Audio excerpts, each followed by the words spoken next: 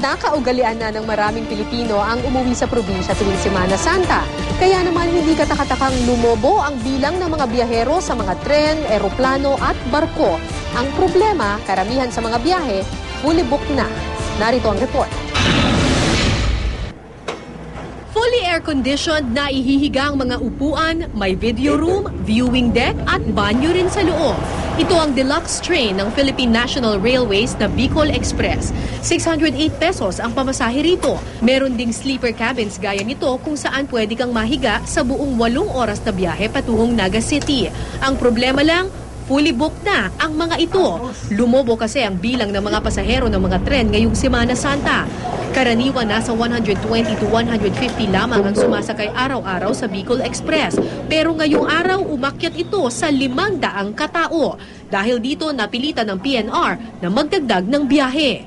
On a regular day, 2 aircon trains lamang ng PNR ang bumabiyahe papunta ng Bicol. Pero sa dami ng mga pasahero ngayong Semana Santa na uuwi sa kani-kanilang mga probinsya, minarapat ng PNR na magdagdag ng isa pang biyahe papunta naman ng Naga. Yun nga lang, non-aircon ito, so mga 10 oras kang magtsatsaga sa ilalim ng electric fan.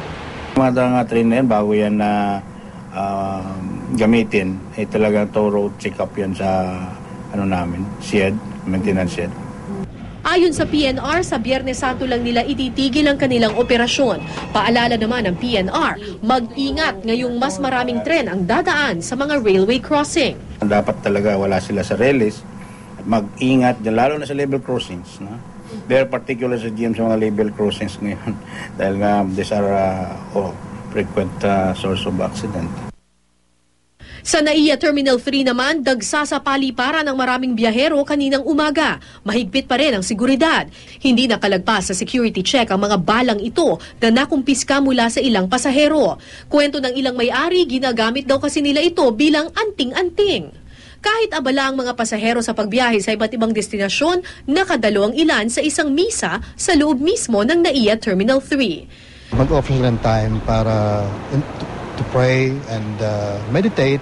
No, at least kung as a family, pwedeng sabihin ng parents, kahit na nandito tayo, ay wag nating kalimutan din na today is Holy Week, ay magnilay tayo. At least nakapag-alay din tayo ng time para pagnilayan ng passion ng pagpapasakit na ating Panginoon.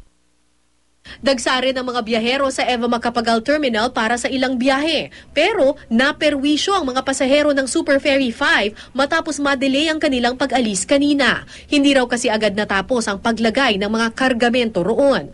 Doble higpit sa pag-check ng mga bagahe. Lahat ng mga isasakay kailangang idaan muna sa mga x-ray machine. Maging ang kabaong na ito na patungong Cebu, hindi pinalagpas sa pagsisiyasat. Binibilang din ang mga sumasakay para maiwasan ang overloading ng barko. Ang ating mga Coast Guard personnel nandun na yan sa may rampa.